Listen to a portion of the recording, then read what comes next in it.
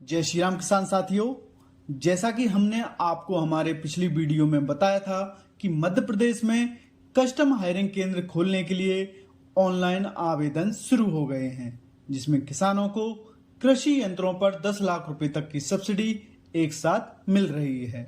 आज इस वीडियो में हम आपको बताने जा रहे हैं कि संचालनालय कृषि अभियांत्रिकी के पोर्टल पर वर्ष 2025-26 के लिए कस्टम हायरिंग केंद्रों की स्थापना हेतु प्रदेश के किस जिले के किसानों के लिए कितने लक्ष्य टारगेट रखे गए हैं। इससे आपको आवेदन करने में आसानी होगी।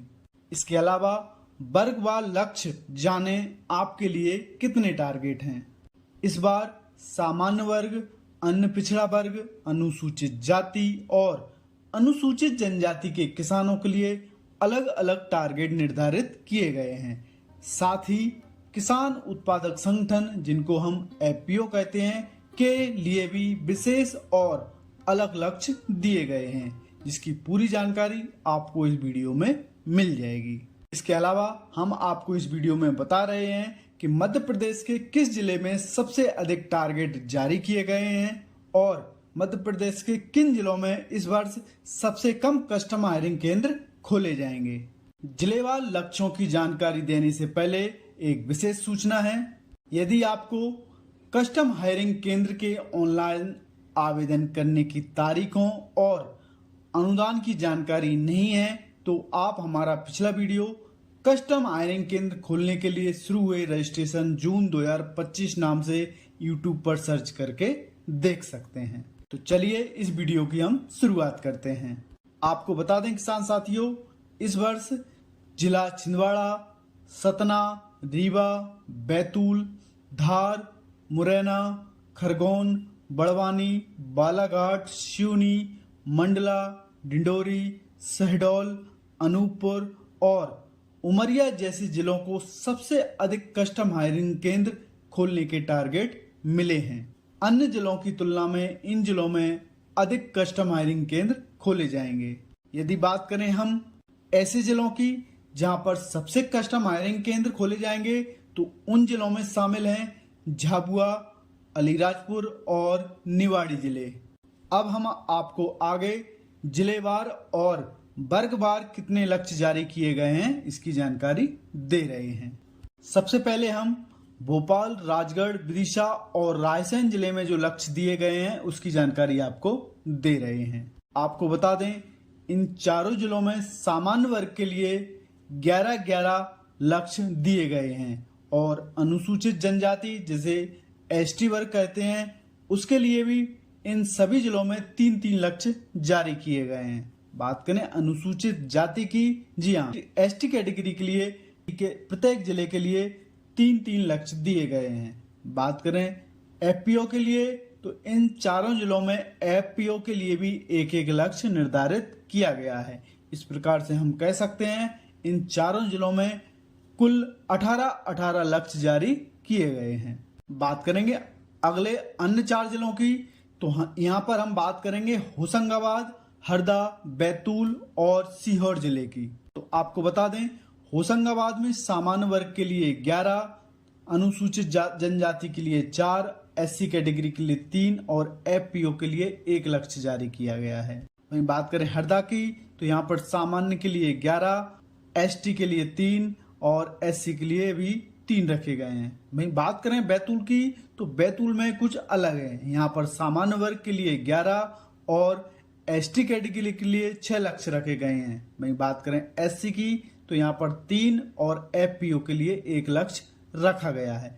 कुल 21 लक्ष्य बैतूल जिलों में निर्धारित किए गए हैं। बात करें सीहोर की, तो यहाँ पर सामान्य वर्ग में 11, अनुसूचित जनजाति में 3 और एसटी के लिए भी 3 लक्ष्य जारी किए गए हैं और कुल 18 लक्ष्य रखे गए हैं। बात करें अगले 4 जिलों की, तो यहाँ बात करेंगे हम इंदौर, झाबुआ, अलीराजपुर और धार की। यहाँ पर आप वर्गवार स्क्रीन पर देख सकते हैं। इंदौर में सामान्य वर्ग के लिए 11, एसटी के लिए 3, एससी के लिए 3 लक्ष्य हैं। बात करें झाबुआ की, तो यहाँ पर अन्य जिलों की तुलना में कम लक्ष्य हैं और सामान्य वर्ग के लिए 8, एसटी के लिए 6 और एससी के लिए 1 लक्ष्य रखा गया है। वहीं बात करें अलीराजपुर के लिए, यहाँ पर सामान्य के लिए 8, एसटी के लिए 6 और एससी कैटेगरी के लिए 1 लक्ष्य रखा गया है और एपीओ वर्ग में 1 लक्ष्य है।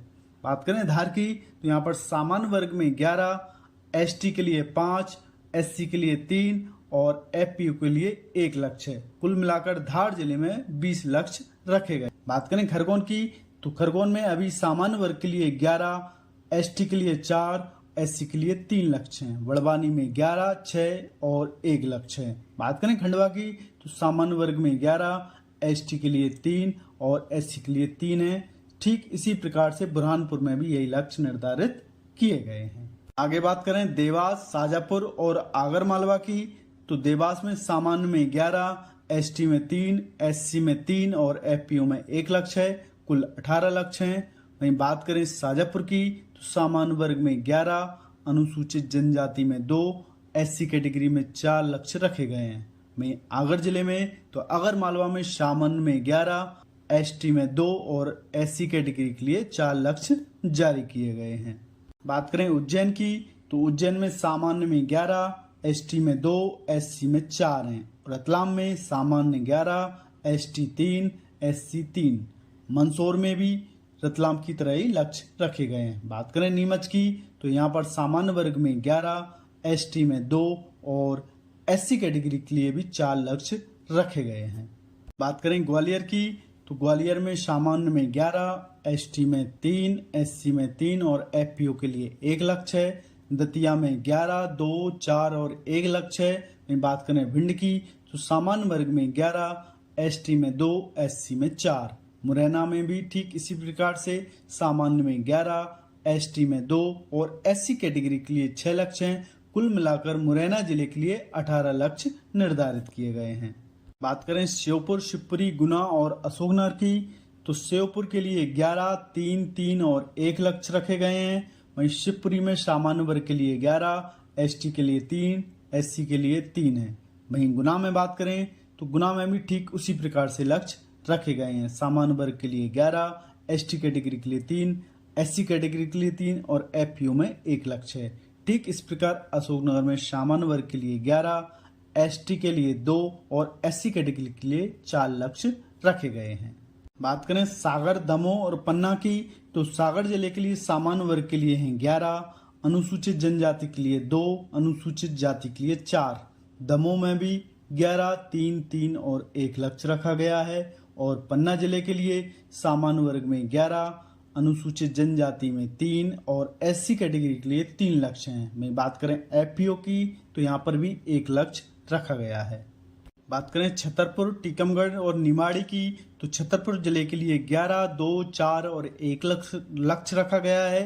और टीकमगढ़ जिले के लिए सामान्य वर्ग में 11, एसटी में 2, एससी में 4, निवाड़ी में 11, 2, 3 और 1 लक्ष्य रखा गया है, जिसे आप स्क्रीन पर देख सकते हैं।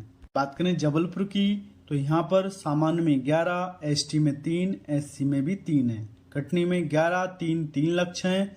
छिंदवाड़ा में सामान्य वर्ग में 11, अनुसूचित जनजाति में 5 और एससी में 2 लक्ष्य हैं। बात करें पांडुना की तो सामान्य में 11, एसटी में 2, एससी में 3। सिवनी जिले में 11, 4, 3 और 1 कुल मिलाकर 19 लक्ष्य सिवनी जिले के लिए रखे गए हैं। बात करें मंडला की तो यहाँ पर 11, 6, 1 लक्ष्य हैं। वहीं नरसिंहपुर जिले के लिए सामान्य वर्ग में 11, एसटी में 3, एससी में 3। बालाघाट में सामान्य 11, एसटी 4, एससी 3। वहीं डिंडोरी में सामान्य वर्ग में 11 हैं, अनुसूचित जनजाति में 6 और एससी कैटेगरी के लिए 1 लक्ष्य निर्धारित किया गया है। बात करें रीवा, सतना, मैहर, सीधी और सिंगरौली की तो आप इसके टारगेट स्क्रीन पर देख सकते हैं, जिसमें रीवा के लिए 11, 4, 2, 1, सतना के लिए 11, 4, 2, 1 और मैहर जिले के लिए सामान्य वर्ग में 11, एसटी में 2, एससी में 3 है।